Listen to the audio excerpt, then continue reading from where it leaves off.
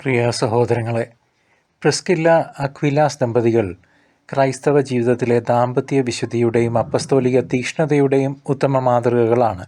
തങ്ങളുടെ ഭവനം ഒരു ഭവനസഭയായി, ഒരു ഡൊമസ്റ്റിക് ചർച്ചായി മാറ്റിയവരായിരുന്നു ഈ ദമ്പതികൾ. തങ്ങളുടെ വീട്ടിൽ സഭായോഗങ്ങൾ നടത്തിയും വിശ്വാസികൾക്ക് അഭയം നൽകിയും പ്രാർത്ഥിച്ചും അവർ ജീവിച്ചു. ഇത് നമ്മെ ഓർമ്മിപ്പിക്കുന്നത് നമ്മുടെ കുടുംബവും ഒരു ചെറിയ സഭയായി മാറണം എന്നാണ്.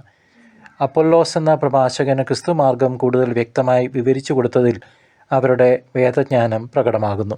വിശ്വാസം പഠിക്കുകയും അത് മറ്റുള്ളവർക്ക് പകർന്നു നൽകുകയും ചെയ്യേണ്ടതിൻ്റെ ആവശ്യകത ഇത് ചൂണ്ടിക്കാണിക്കുന്നു. കൂടാര നിർമ്മാണം എന്ന തങ്ങളുടെ തൊഴിലിലൂടെ ഉപജീവനം കണ്ടെത്തുകയും ഒപ്പം അപ്പസ്തോലിക ദൗത്യത്തിൽ അവിശ്രമം പ്രവർത്തിക്കുകയും അവർ ചെയ്തു. ലൗകികമായ ജോലികൾക്കിടയിലും ദൈവരാജ്യത്തിനു വേണ്ടി സമയം കണ്ടെത്താൻ നാം ഓരോരുത്തരും പരിശ്രമിക്കണം. വിശുദ്ധ ഗ്രന്ഥത്തിൽ എല്ലായ്പ്പോഴും പ്രിസ്കില്ലയും അക്വിലാസും എന്നാണ് ഒരുമിച്ച് പരാമർശിക്കുന്നത്. ഇത് അവരുടെ ദാമ്പത്യത്തിലെ അഗാധമായ സ്നേഹത്തെയും ഒരുമിച്ചുള്ള പ്രവർത്തനങ്ങളെയും സൂചിപ്പിക്കുന്നു. ക്രിസ്തു കേന്ദ്രീകൃതമായ ദാമ്പത്യബന്ധം കെട്ടിപ്പടുക്കാൻ ഇത് ദമ്പതികളെ പ്രേരിപ്പിക്കണം.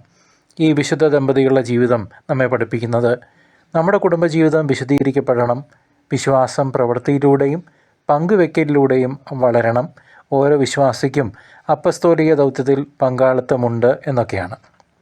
സഹോദരങ്ങളെ, പൗലോസ് അപ്പസ്തോലിന് വേണ്ടി സ്വന്തം കഴുത്ത് വരെ വെച്ചു കൊടുത്തു എന്ന് അദ്ദേഹം സാക്ഷ്യപ്പെടുത്തുന്നത് വിശ്വാസത്തിന് വേണ്ടിയുള്ള അവരുടെ പരമാവധി ത്യാഗസന്നദ്ധതയെ സൂചിപ്പിക്കുന്നു.